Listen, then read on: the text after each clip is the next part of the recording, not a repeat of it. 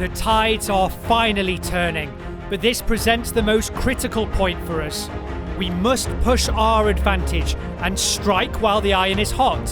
To watch the 5 dig deep and go beyond themselves to produce performances well beyond their capabilities, while I remain in the shadows, is untenable. For every pig must do their part in order for us to reach our goal, and therefore I have no option but to introduce myself. I am Clay, your commentator, as I have always been. And my arrival marks a new era for this sport and presents us with a world extending far beyond the racetrack. You will finally get to see our home. Let fortune be on our side, and let me introduce you once again to League of Pigs. I've had this in my head for years. Normally I do the points and recap the last round, but you know what? I don't feel like doing that right now. Instead, I recommend you to watch the previous video, which is some of the best pig racing you'll ever see.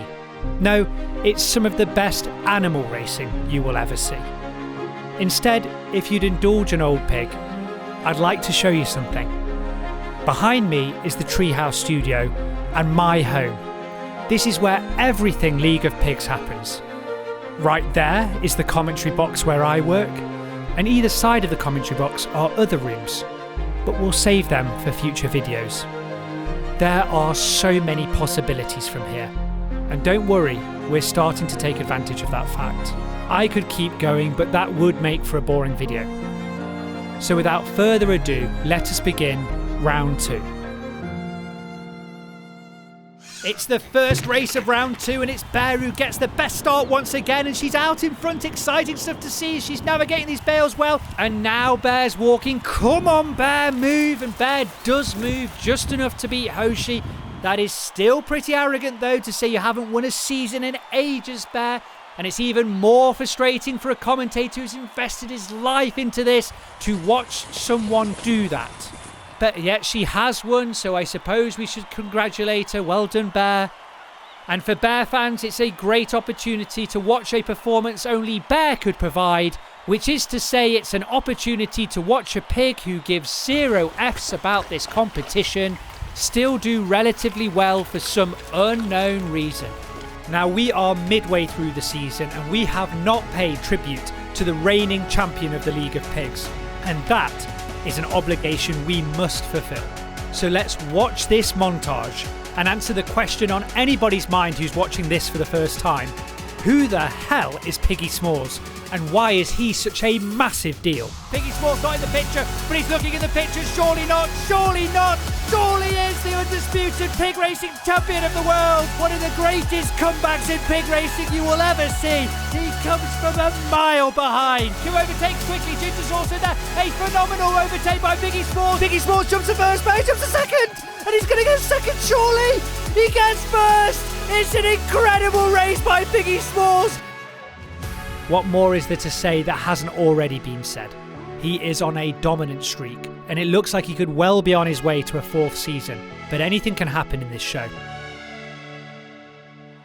The second race is here in the Woodland, and Piggy Smalls takes an age to get out of that box. Peppa's also distracted by sitting on the hill, and that leaves the race wide open for the others, which Ginger has taken full advantage of and has miles of space here. And it's surely Ginger for the win, and I'm calling it now before Mini Mountain. It's got to be Ginger for the win here as they go over the Mini Mountain. No one's to be seen. In fact, Hoshi has caught up a bit there. Piggy Smalls overtakes Bear on the mountain. Hoshi's close to Ginger, but it won't be enough, and Ginger seals the win.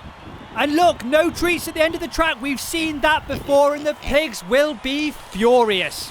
Let's see that replay. Piggy Smalls takes an age to get out of the box. Peppa also stops. Chaos at the beginning, and you'd think that Bear would get 3rd place at the very least, but Piggy Smalls proves once again he's no slouch once he gets going. He still manages to overtake Peppa and Bear though and claim 5 points, and it's Ginger once again that moves forward. It's another log bale chicane course here, and Bear gets another lightning start here as she gets first in the chicanes, doing the well. Piggy Smalls desperate to get round her, but he won't do it. And Bear is going to win. Yes, she does. And holy moly, 10-12 over a second off the previous record. That is incredible by Bear. This is a totally different pig from the one in previous seasons here. And it looks like this is another threat. Piggy Smalls is desperate to try and take the victory as he belly flops that last bale. Ginger also looking dangerous. No quarter given here by the pigs down in this forest. This shorter track making the pigs ever more desperate for the treats. You can feel it here. You can see it in the course times. It's sporting gold. Those of you that aren't pig racers, and I suspect that's quite a large proportion of this audience, may be mistaken in thinking that because the pigs have done so many races, after a race they will simply walk up the track and get back in the box. But nothing could be further from the truth. They have to be micromanaged and slowly pushed up the track. Slowly, mind you, because if you try and do it too quick, the pigs simply refuse to move. And during that journey up the track, the pigs are interested in absolutely everything. Every twig, every leaf, every hurdle, every bale has to be inspected. And while it's lovely to think that maybe they're scoping out the track, checking every feature, seeing how safe it is, as you can see from Ginger scratching on that log, it looks a lot like leisure time. And because it looks a lot like leisure time, it's incredibly frustrating for the staff to move these pigs so slowly up the track. But what you are seeing is just one of many logistical nightmares this sport entails. Heavy rain, and that's not the only unusual thing as Bear leads the pigs out here in the woodland. Hoshi is firmly second and he's providing pressure but not really catching up, but Ginger looks like she's doing as she overtakes Hoshi, and now Bear and Ginger go round together. Ginger now pulls ahead on the downhill. Bear catches up on the uphill as they go over the hill. It's Ginger who passes Bear, and now Hoshi does. Piggy Smalls is waiting in the wings as well. Will he do it? Yes, he does. And that must be one of the most heart-wrenching things for Bear fans, as they can clearly see that Bear has no ambition on this course. How do you go from first to fourth in the space of just a few feet? Bear answers that question in the most disappointing way possible. Ginger is putting her name firmly in the hat of possible champions. Hoshi really does nail the last part of this oval track. And of course, Piggy Smalls, the reigning champion, shows why he's just that as he overtakes two pigs and makes sure he secures the final podium position. The pigs dash into piggy heaven, which means one thing: there is food around. These pigs would never break a sweat unless there was some food at stake. And to our regular viewers, they know exactly what I'm about to say. It is Apple Wars Part 3. Yes, we've had 2 previous parts and we're doing it again, and don't you worry, it's not going to end at a trilogy. We've got more of these to come, and I'll tell you for why. It's because watching pigs fight for every apple they can get is far more interesting than pigs eating grass, and we've got a hell of a lot of footage of pigs eating grass, so we're going to be doing this a few more times. Anyone who's seen the previous 2 installments knows that Peppa is by far and away the worst at this game. And while we do feel some sympathy for her, we really shouldn't. Peppa is far too cavalier when it comes to this game. She's extremely indecisive. She doesn't have any strategy going into it. Every other pig knows that they've got to scrap and fight their way for every single apple. Peppa, on the other hand, has no concept of urgency. When she does finally get an apple, she doesn't even bother to try and protect it, meaning that she loses half of it to another pig. And as you can see, history is repeating itself once again as Peppa tries to get involved with some of Ginger's apple, but that's going to be too late. And I know for a fact there's no way she's getting that apple because Ginger is a master at this game. And actually, the pigs are now standing on the hill. The hill was a big feature in previous seasons, if you remember, because the pigs were continually digging it up. The pigs have stopped digging the hill, clearly meaning that they are satisfied with the end result. And why wouldn't they be? The hill lies on the west of them. They've dramatically reduced the size of the hill, allowing a lot of light from the evening sun to come in, and it's totally changed the area, in my opinion. They've done a fantastic job. And I've just realised I've digressed quite a lot, and this segment's gone on way too long, so let's just cut to the next race. The biggest and the smallest spring forth, and surprisingly Peppa's still keeping up with Piggy Smalls and not getting overtaken. She normally fades off towards the end of the race, but it might not happen here, and it doesn't happen here. Peppa scores her first victory in season 11, and this may likely be the most popular race of the whole season. There is a tidal wave of support for the Mexican pig. Sanchez is extremely popular. It's too late to make a difference to the championship, but it's never too late to prove a point. The teeniest, tiniest pig certainly has the loudest oik in this forest sprint race, and the crowd couldn't be happier. Here's something interesting. This is the worst timed advert ever. This video should have been released a month ago so you could buy your merch and it arrive for the big day. But we didn't, because we don't release a video until it's ready to be released. The holidays be damned. We march to our own beat. But seriously, we know it's costing us a fortune, and now we're begging you, please help us reduce the mistake that we've made. Look, if anything, there's too many presents in December. There's none in January, unless you're unlucky enough to be born in that month. And if you are, well, good news this year, you'll be able to get this new Peppa shirt. Look how cute it is. Look how cute Peppa looks. It'd be a crime not to give this to a loved one at a random time, like January. Look how cool it looks. Now, I know that last time I said that Piggy S'mores had a new design because he won season 10. But if we were going to wait for Peppa to win a season, we'd never get this thing out. Just help us keep the lights on for another day, all right? The door drops and it's Bear who gets the best start once again down in this forest. Piggy S'mores is challenging her, but it won't be enough as they go around these chicanes. And as she goes over the bales, everyone else is struggling, and Bear is on her own here as she crosses the line. There's not a pig in sight. Get this, we've had 6 races. She's came in 4th 3 times and she's won 3 times. Bear couldn't care less about getting 2nd or 3rd. How she's not first after half the race is won is a mind-boggling achievement.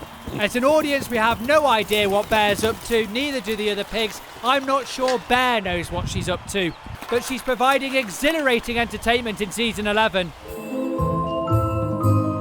An uphill oval race has Piggy S'mores and Peppa leading it out, but Peppa has the inside line and overtakes Piggy S'mores. S'mores, though, isn't going to tolerate it this time and brushes the Mexican pig away and is really out in front now. Ginger and Hoshi take the podium positions here and try and keep up with the big lads, but Piggy S'mores shows again he reigns supreme down here as he sets another record on this oval track. Peppa has a valiant start, but unfortunately the length of this course and the fact it has hurdles means that she has to fall back, and Bear is showing just how polarised her performances can be as she yet again falls to pieces. Ginger is plodding around, and while we've got her here, it seems like a perfect opportunity to highlight just how steep the area is around the forest racetrack. And even now, yes, it does look steep, but cameras are notoriously bad at picking up the true gradient of things. And this slope is so steep, it's almost like a cliff, meaning that one misstep from the pigs could mean that they roll all the way down this hill at a very fast pace. Yet the pigs walk around with no fear in them at all. And that's probably because they've never encountered anything to be fearful of. On the paddock racetrack, everything was incredibly flat and very easy to see. And even the Woodland, while it did pose some hazards, those hazards were relatively modest in scope. From the league's perspective, they have a huge area to manage, 5 pigs and very few staff members, meaning they have to rely on the pigs' innate sense of self-preservation. Otherwise, things could quite literally come tumbling down. Another forest race brings another opportunity for Bear to lead the pigs out, and she does just that as she heads towards these bales, and she elegantly goes around them as well, as she always does, and it's follow the leader as Bear crosses the line all on her own yet again. Hoshi Oinku didn't even bother to try and overtake Bear, he just decided he was going to stick on her tail, and to be fair, it's the easiest 7 points that pig's ever won. Ginger courageously fought around those bales, and you could argue she deserved 2nd, but Hoshi was not for budging. And Piggy S'mores in 4th place. He's not got a handicap here in the forest. I think we all expected him to completely walk over the others, but it's been anything but that here, and it's the first time we've seen a chink in this pig's armour. And the pig that is challenging this unbeatable image that Piggy S'mores has created is certainly Bear Trotsky. We are very fortunate at the League of Pigs to work with many talented artists. But because of the size of this virtual project and its importance, it was imperative that we found the right people. Fortunately for us, we did just that, finding artists of the highest quality, but also artists that took a liking to this show, and thank God they did, because quite frankly, we could not afford these artists otherwise. The team that was responsible for myself was a studio called 2DNAC, headed by Marko. Creating a custom metahuman pig complete with fur is an extremely expensive and complex task. Yet Marko and his team did not make it feel like that at all. Everything was done with extreme care, and they have given what has felt like unlimited technical support, which is a lifesaver for a small show like this. I could not recommend this team enough. To the artist that was responsible for the rest of this world, including the Treehouse studio, that man's name is Sabri. Sabri fell deeply in love with this project, working many hours unpaid, and probably thought we wouldn't notice. But we did notice, Sabri. Thank you so much for your time, skill and passion. Sabri is a genius at 3D modelling and also just a top bloke. The link for both artists is in the description below. It's worth mentioning that neither artist asked for a shout out, but I thought that the quality of the work was so high and their contribution so great, it would be a crime not to do so. Oh look, it's the oval uphill track, and oh look, it's Piggy Smalls out the front with Hoshi and Ginger in podium positions. Will they challenge this pig? They probably will, but will they succeed? Doesn't look like it, because Piggy Smalls has the best racing line. He's going to squeeze out Hoshi at that corner, which he does. Hoshi's now going to attack on the inside. That sometimes works, but most of the time it doesn't. It doesn't, so Piggy Smalls has the best racing line for the final corner, and he sets a record. It's all so formulaic from the three-time reigning champion. He knows every twist and turn on this journey, and he's going to keep on doing it while it keeps on working. But now Bear or somebody else needs to step up and challenge this pig on this oval course, because right now he's found a strategy that works 90% of the time, and 90% is more than enough to remain a threat here in Season 11. Well, Patreon members, please take a moment to sit back and feel good. For you have done all of this. Whether you've left us or stayed with us, if you have donated on Patreon, you are the reason this show is where it is. We have existed because you have allowed us to do so. You've kept the show running long enough for us to make these improvements, and you have directly funded everything that you see. You are the devoted few. I don't know why you do what you do. Donating every single month to increase the production level of this show makes no sense, especially given it is pig racing. But regardless of the fact that there is no logic to any of this, you keep on going.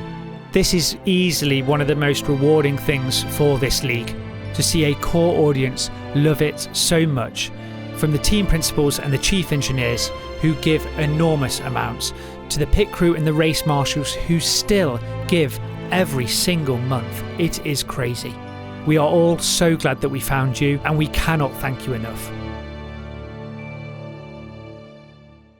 It's the final race, and Bear springs out the box. She's going to nail it. She's going to absolutely nail it. She's been sterling in the forest this whole round. It's looking like she'll get sub 10. She gets sub 10. Are you kidding me? Sub 10 seconds on the log bale chicane course is ridiculous. There is so much to unpack here. Ginger is the points leader, and I can barely mention that because the transformation of Bear in this forest is so complete. It eclipses everything else. We've had 10 races. Bear has won 50% of the races. We've had 6 forest races. Bear has won over 80% of those. The other race was won by Peppa.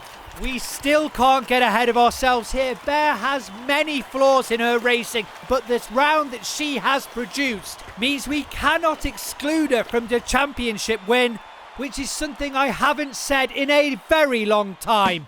Ginger playing the smartest game of all the 5, getting the points, just staying in podium positions. It's textbook Ginger. She enters the final in pole position. Piggy Smalls closely behind. Bear and Hoshi 3rd and 4th, substantially back from them. Still within striking distance, but it is a long shot. How much has this season given us already? And it's all going to crescendo in the finals. And finally, viewers, look at me. Seriously, look at me and tell me this isn't the best animal show you've ever seen. We are way past the point of becoming the greatest pig meme that has ever existed. It doesn't matter about the views. It's about the quality and the dedication of the work. You know this to be true. And therefore, all I say is join us, back us. If you can't do Patreon, that's understandable. That's just for the insane ones. If you can't buy merch, that's understandable as well. But if you like Discord, join us on our Discord group. If you want to sign up for our email newsletter, the link for that is also in the description of this video. Join us, watch us, follow us, and we can become something more. This has been League of Pigs. I've been your host, Clay, and as always, viewers, thank you so much for watching, and bye for now.